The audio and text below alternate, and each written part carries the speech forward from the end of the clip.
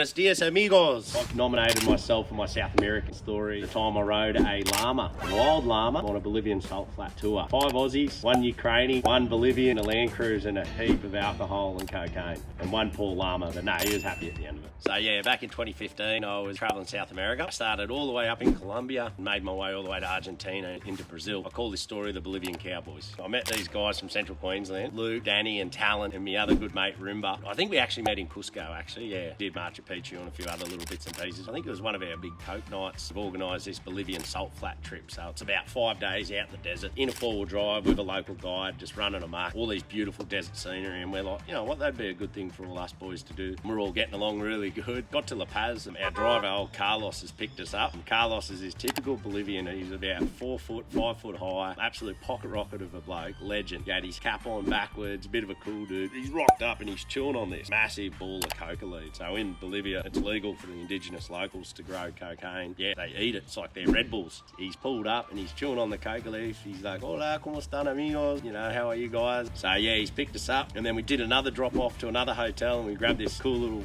chick. She was a Ukrainian woman. So there was like 4 of the boys. We got Carlos, we got this Ukrainian chick. She was backpacking on her own, and instantly we just all kick it off. And Carlos does the rounds, and we pull up. We're like, oh, we've got to go get alcohol and all that stuff. So we go get some food and booze, and we pull up to this bottle shop, and we dead set had the back of this 80 series Land Cruiser just chock-a-block. We had cartons of beer, we had bottles of whiskey, some snacks, we had ounces of cocaine. Like, the place was just, it's cheap too. It's just unreal. Like, you know, the old bloody booger sugar, it's just so good. And Carlos was pretty cool. He was just like, hey guys, just stay safe. You know, he just let us run our own race. Like, he wasn't one of them typical tour guides that were like, got to do this, got to do that. You know, we're paying. He just let us have a bit good time. Took us to all these amazing places. So we start, and the Bolivian Dakar rally was on. So we've watched a bit of that, and we've pulled up this massive, in the middle of the desert, this massive big Dakar sign made out of salt. So we get to all these mad cool spots, and we're loaded, you know, as you do. We're on a road trip with the boys, we're smacking beers, we're doing lines of cocaine, the Ukrainian girls having a ball, like everyone's having a mad time. Throughout the trip we go to all these mad little viewing points, like there were a couple of mountains in the middle of the desert. It's immense, the size of these salt flats. It's so cool, like it's spiritual, you feel all the cool energy. And yeah, we were just with the boys running amok. It was awesome. One of the stops, I think it was like day 2, day 3, this one particular stop where my story that I want to tell you is, we get to this Bolivian salt house hotel, like out in the middle of nowhere. It was friggin' awesome. I remember on the way to the hotel, we did this other crazy little funny thing to old Rimba. Before we got to the hotel, Rimba's like, oh, I just want to get a photo out in the desert.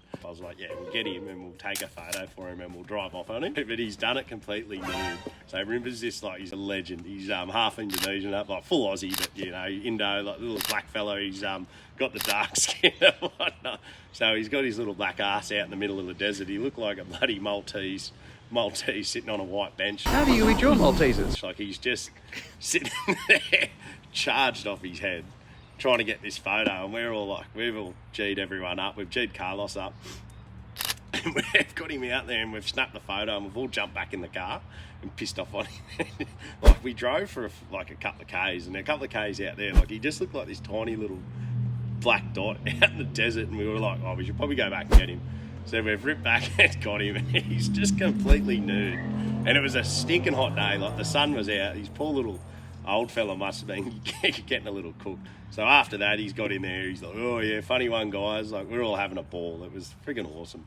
And then, so we've chucked him back in, and then we're on the way to this hotel. So we get to this hotel, and we had a bit of a name for ourselves out in the desert. There were a few groups that knew about the wild Aussies cruising through the Bolivian desert. We were having a good time. We weren't rude or obnoxious, but we were just, you know, we were full of beans, and we had that bloody booger sugar just flowing. And old Carlos was just, I think he was ripping into it more than we were. He was just on one the whole time.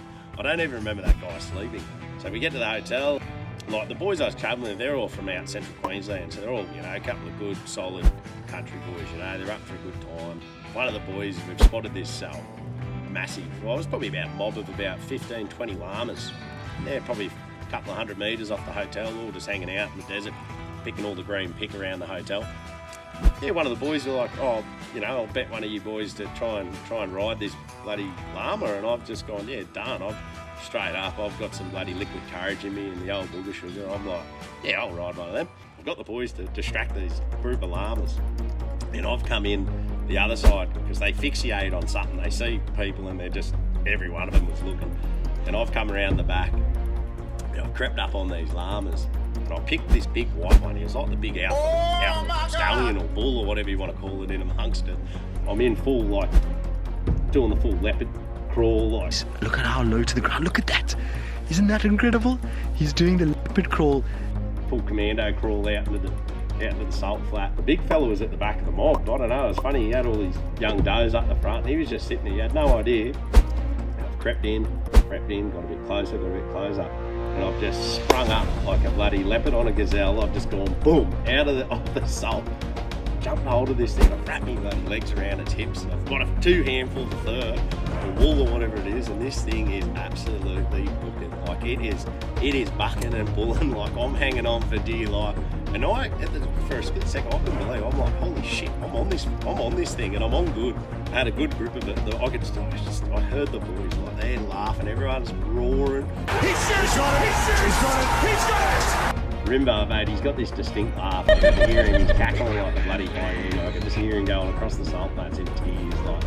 And then I'm riding this llama out in the desert, and I'm running with a mob of about 20 of them. Like it was surreal. All the salt dust is kicking up and heading out. I've got this big, massive mountain in the distance.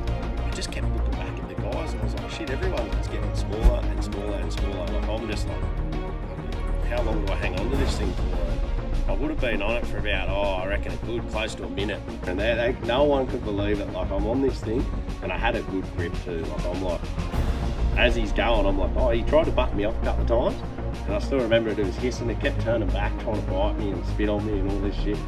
And I could hear it was puffing, panting, like it was not happy. And then I've just gone up, I'll jump off. And I bailed off this bull, off this llama, and I looked back at the hotel. I probably had a half an hour walk, I reckon. In that 1 minute, it took me pretty far. And as I'm walking back, I just heard the whole hotel, everyone's cheering and applauding, and like, yeah, the energy was real, like it was mad. I was greeted back from all the boys with opening arms and all cold beers. Like everyone's getting around, they're throwing beers at each other, like smacking fucking lines of cocaine into us. Like everyone was like, the energy was up.